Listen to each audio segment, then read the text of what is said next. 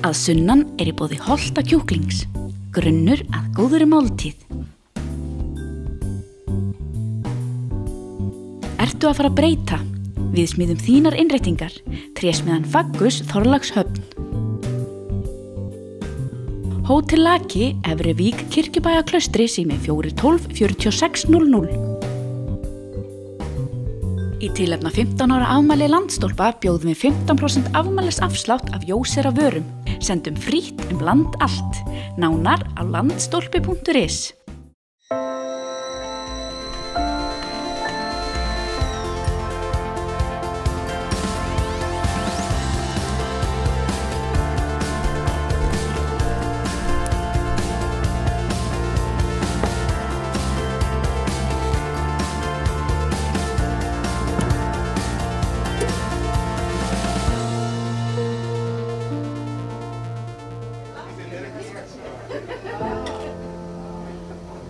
Við heilsum að þessu sinni úr Herjólfi þar sem hann siglir í 8 Landeyjahöfn á fallegum sunnudegi.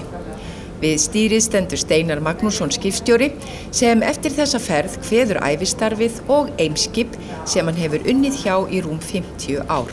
Ég náði kona út á sjó, hún var þarna á Goðafossi. Og ég var bara búin að vera, viku, hálfa mánuð borð þegar örlögin voru ráðin. Og úr brúnni höldum við á Laugavatn og heyrum af lífinu í menntaskólanum. Maður alltaf með vinum sínum og maður fær svona heimþrá jólin þegar maður heima. Manni vantar að hitta alla krakkana.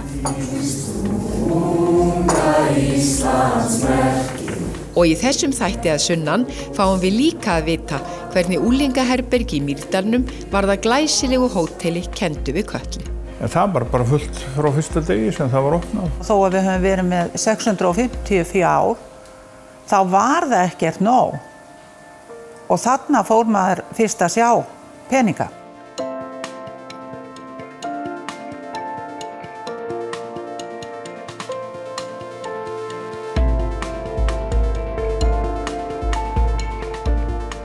Síðasti dagurinn á Herjólfi og hjá Eimskip eftir 52,5 ár. Þetta ekkert einfaldur vinnustaður, Þetta mjög krefjandi og getur verið erfitt. Þetta nú ekki besta hafsvæði í heimi að sigla á. Þetta talin ein erfiðasta ferjuleið í heimi. Þannig að það þarf ofta að glíma við náttúruöflin. Vestmannaeyjar kveðja mig með alveg sínu flottasta.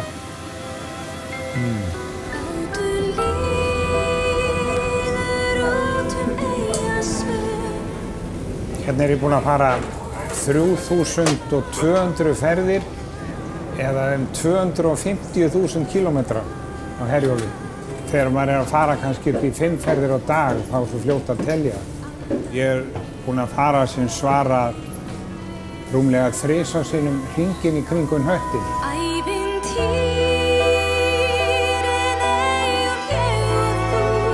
En Steinar bara fyrir hönd okkar starfsmanna, samstarfsfólksins, bara kæra þakki fyrir frábæra samveru og gríðarlega mikill heiður að fengja að vinna með þig. Ég byrjaði 1963 sem þilfarsdrengur eða messi Tungufossi. Svo varð ég hásiti og ég leysti af sem básmaður. Ég var 3. stýrimaður, 2. stýrimaður og leysti af líka upp í 1. stýrimaður. Á 8 árum sem ég var þar. Síðan hef ég verið á ýmsum skipum og fyrsta skipi sem ég var skipstjóri, það var Írafoss og ég kom til Vestmannaeyja, það var fyrsta höfnin sem ég kom inn í eftir ég var skipstjóri. Og svo síðasta sem þú siglir úr? Já.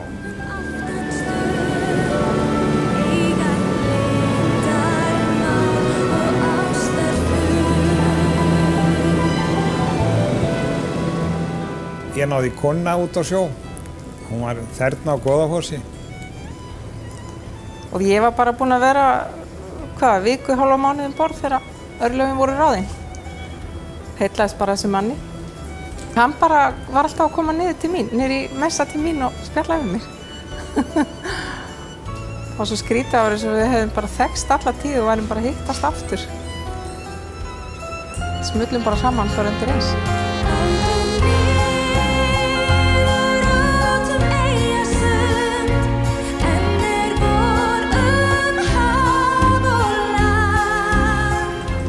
Ég er búinn að koma alveg sko neðan frá Nígeríu og alveg upp til Múrmansk. Allt þar á milli.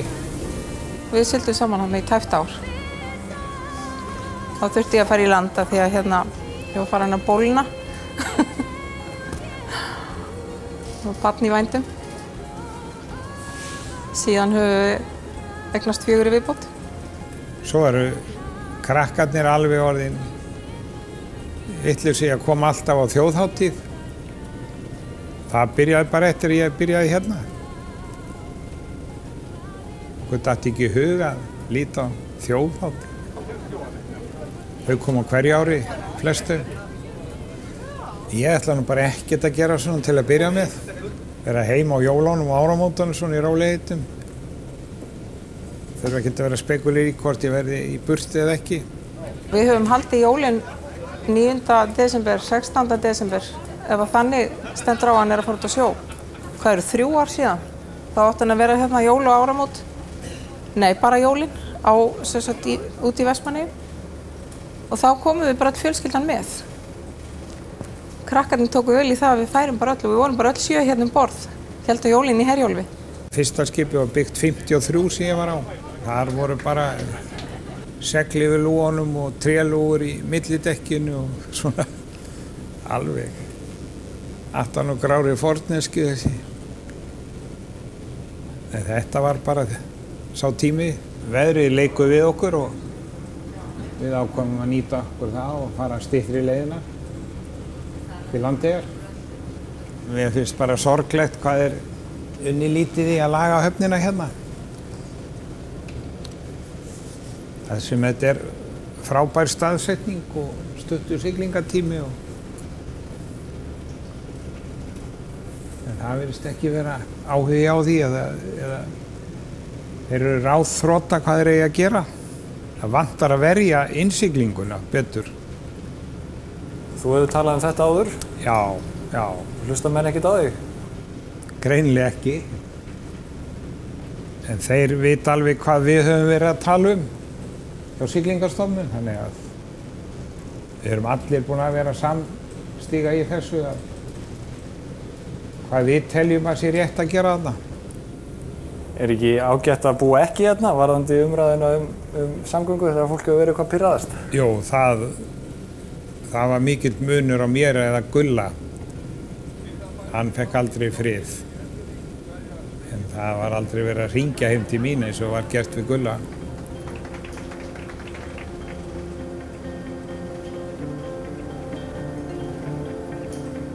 Tertusneiðarnar komnar. Já, þau áttu eftir að fá köku. Já. Svakalega flott. Já.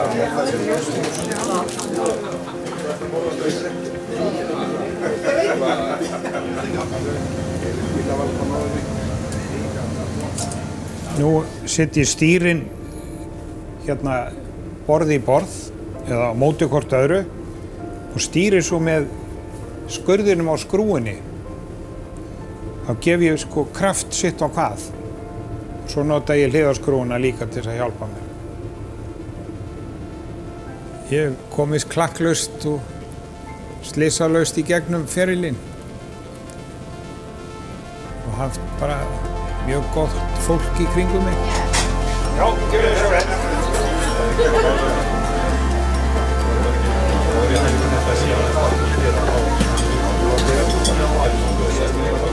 Já, þetta er alveg búið að vera mjög fínn tími hérna, skemmtilegur, líflegur.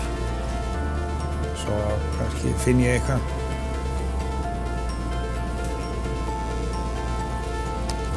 Búinn að kaupa mér kort í ræktina og ætla að fara að hreyfa mig og svona.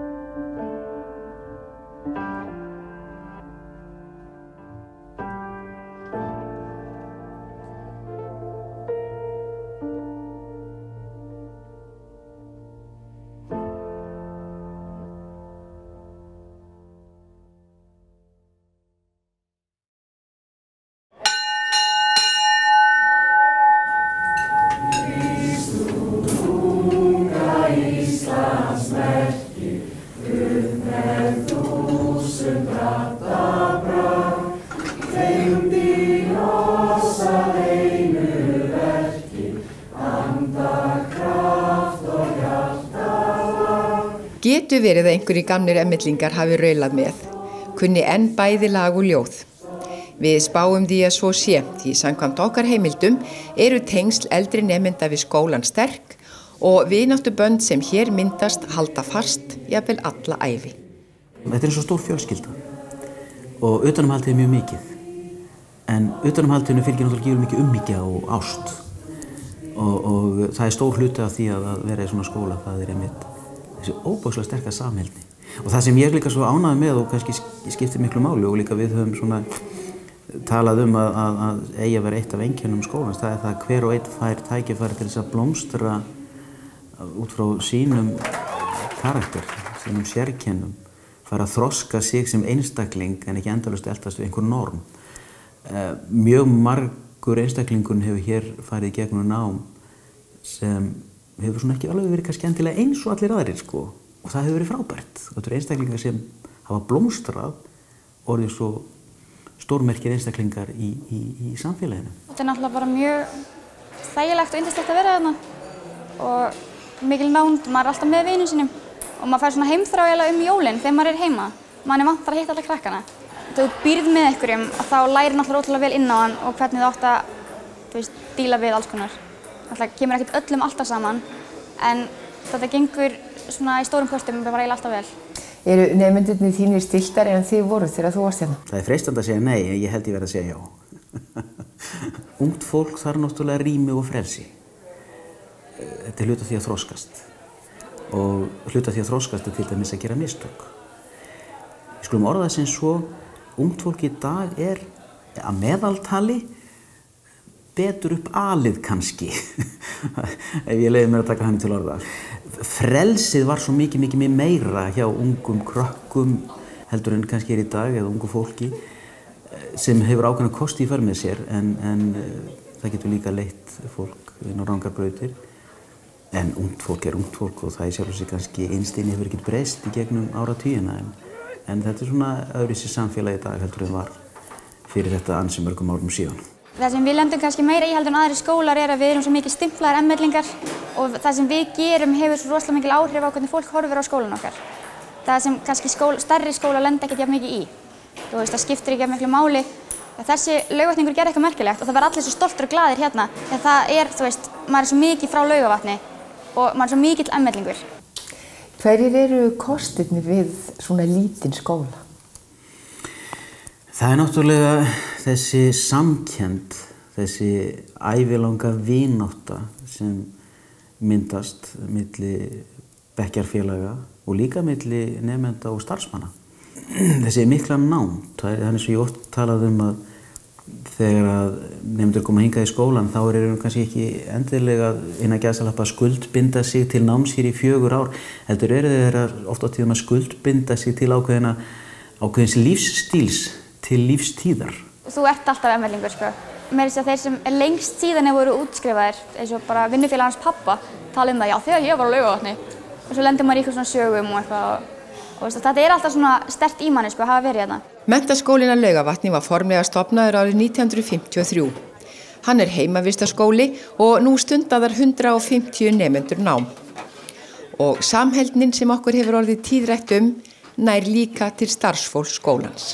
Þannig að ég ólst alveg upp með því að þekki þetta hús hérna og svo búinn að starfa í því núna undir 25 ár.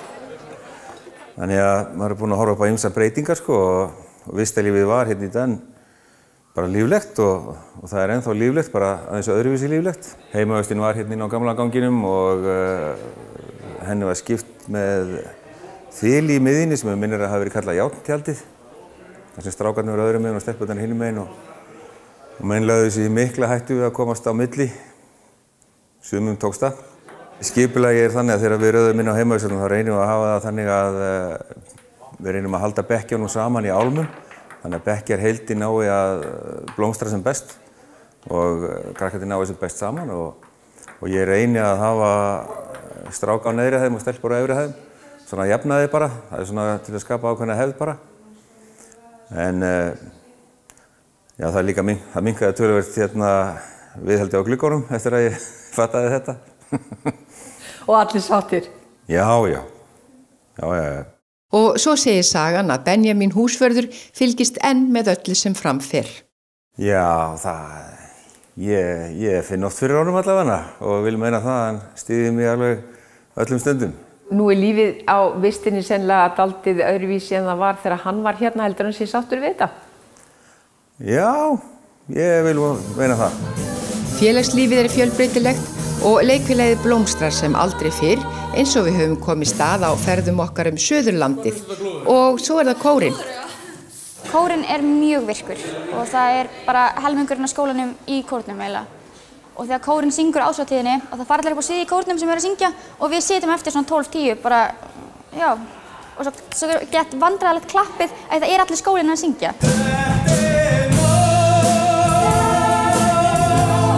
En eru einhverjir ókostir við smæðina? Ég hef stundum velt þessu fyrir mér. Ég hugsa sér á vissan átt í ákveðinu ókostir. Þetta mjög verndað umhverfi. Og það getur verið ókostur í sjálfu sér. Að þau hafi kannski ekki alveg eins þurft hafi ekki þurft að kannski að reyna eins mikið þegar þau útskrifast héðan 20 og núna eftir nokkur ár 19 ára. Nú ég að týna eitthvað til svona til að segja eitthvað. Þú sérði enga ókosti við þetta. Nei, ég á mjög erfitt með að sjá það. Mjög erfitt með að sjá það.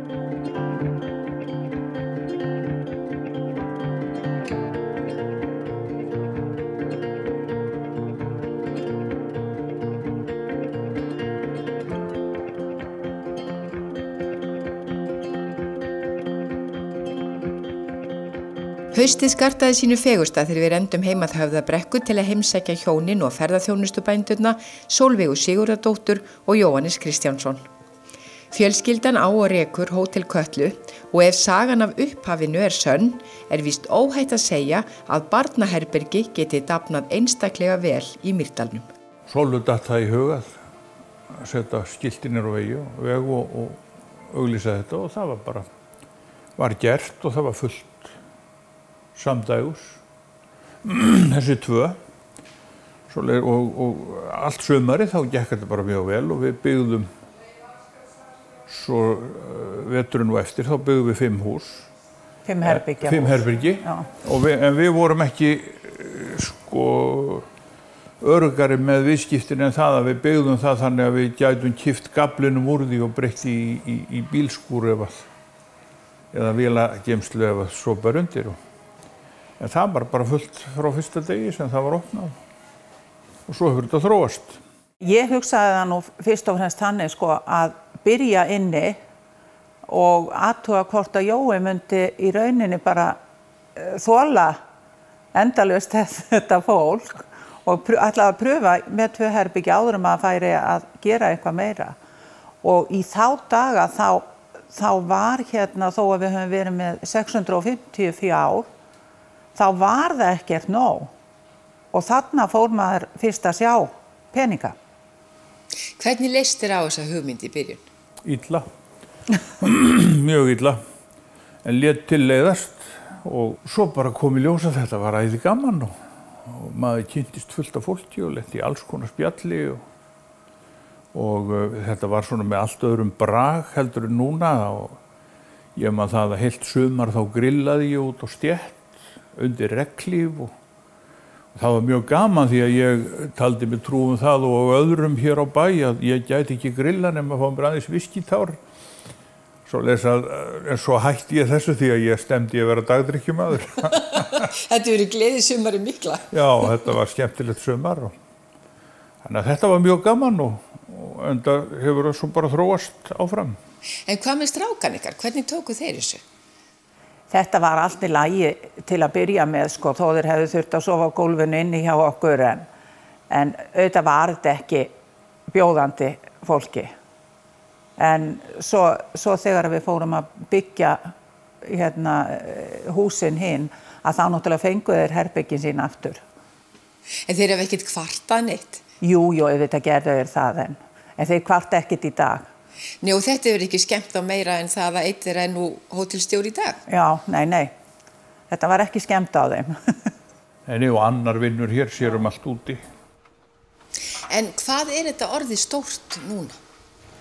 Við erum komið með 72 herbergi og getum tekið 144 í gistingu og svo aftur með matsalinn og við höfum verið með hérna 250 manna veislu. Það það mesta sem hefur komist í salinn.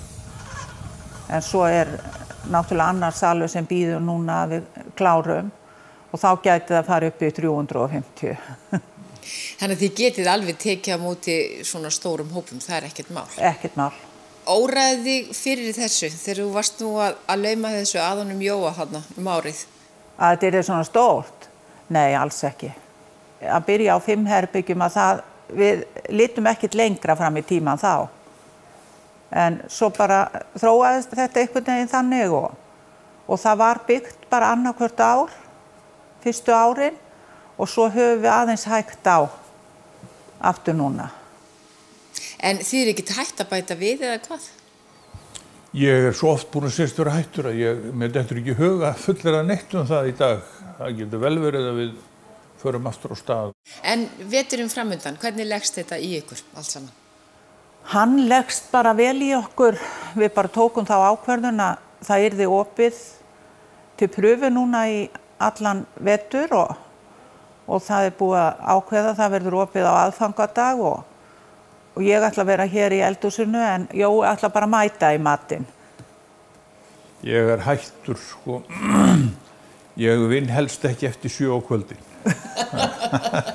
Í fyrra þá lokuðum við í 1,5 mánuð og það engin nótt sem hefur verið mannlaus hérna síðan 20. janúar í ár.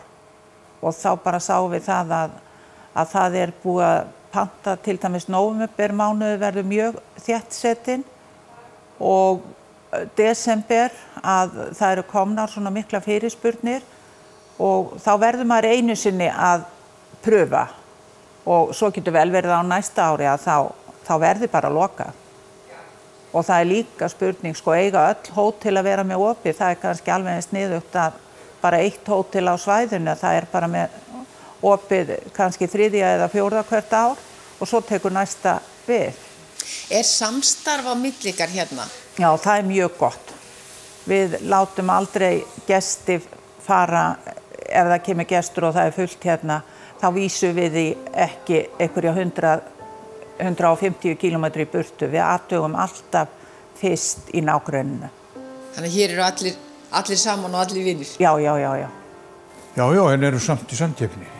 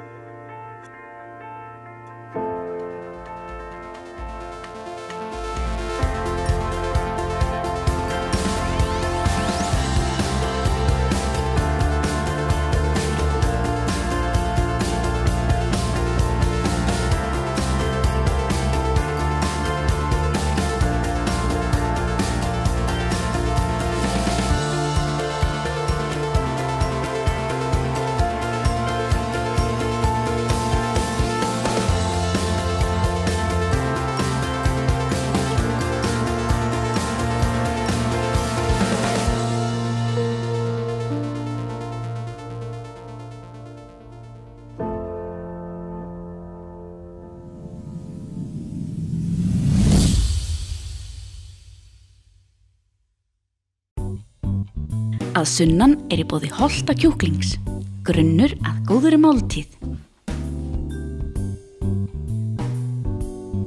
Ertu að fara að breyta? Við smíðum þínar innréttingar, trésmiðan Faggus Þorlákshöfn.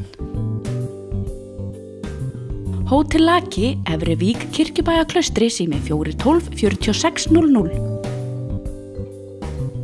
Í tilefni 15 ára afmæli Landstólpa bjóðum við 15% afmælisafslátt af Jósera vörum. Sendum frítt land allt. Nánar á landstólpi.is.